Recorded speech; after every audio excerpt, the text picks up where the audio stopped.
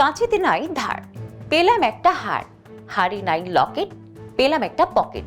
ছোটবেলার শোনা বহুল প্রচলিত একটি ছড়ার সঙ্গে সুর মিলিয়ে বলতে হয়, ছিলাম আসামি পক্ষ, হয়ে গেলাম রাষ্ট্রপক্ষ। পেশায় আসামি পক্ষের আইনজীবী থেকে রাতারাতি রাষ্ট্রপক্ষের আইনজীবী বনে যাওয়া তারকা হলেন মোহাম্মদ তাজুল ইসলাম। আন্তর্জাতিক অপরাধ ট্রাইব্যুনালের চিফ প্রসিকিউটর হিসেবে নিয়োগ দেওয়া হয়েছে অ্যাডভোকেট তাজুল ইসলামকে। শনিবার রাতে আইন মন্ত্রণালয় এ প্রজ্ঞাপন জারি করে।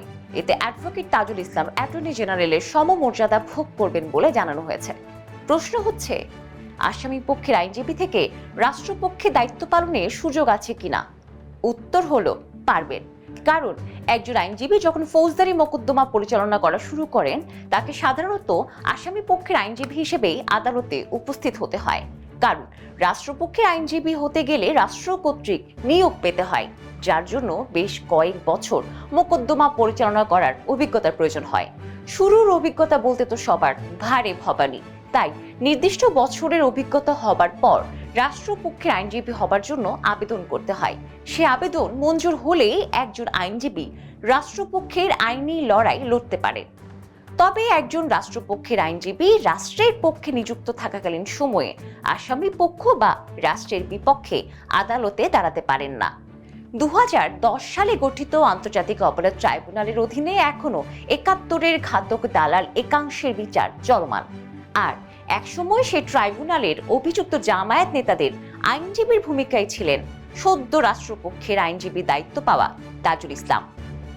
গত 5ই আগস্ট শেখ হাসিনা দেশ ছাড়ার পর অন্তর্বর্তীকালীন সরকারের পক্ষ থেকে আন্তর্জাতিক অপরাধ ট্রাইব্যুনালে কোটা সংস্কার আন্দোলনে সংঘটিত মানবতা বিরোধী অপরাধের বিচারের ঘোষণা দেওয়া হয়েছে।